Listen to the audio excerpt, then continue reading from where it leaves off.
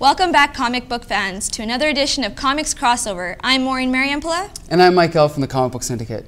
Now, if I've never picked up a comic book before, where do I go? Well, there's a very prestigious magazine called the Comics Journal. They've released a list of the 100 best comics of the 20th century. Number 2 on the list is Peanuts, featuring Charlie Brown.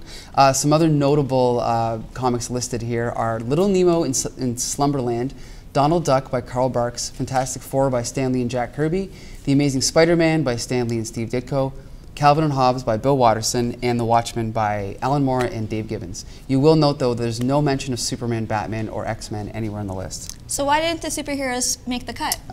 They're just not good enough, I guess.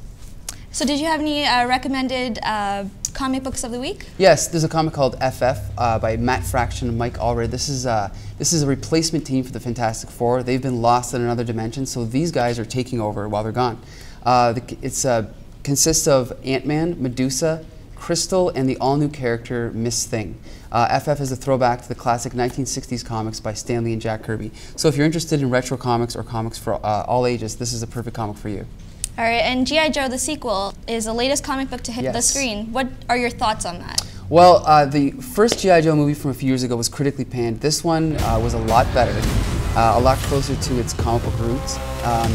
Bruce Willis plays the original G.I. Joe, and The Rock, the wrestler The Rock, Dwayne "The Rock" Johnson, he actually plays Roadblock, a fan favorite from the cartoon. So if you do want to see the full review, you can go to comicbooksyndicate.com, which we saw it this weekend. So we were all there in full army gear, and it was a good time. By the way, what was number 1 on that list for comic books? Crazy Cat. Never heard of it. Neither have I. Next week, Mike L. will be dropping some knowledge on us about Wonder Woman and the lie detector test. Until then, I'm Maureen Mariampillai. And I'm Mike L.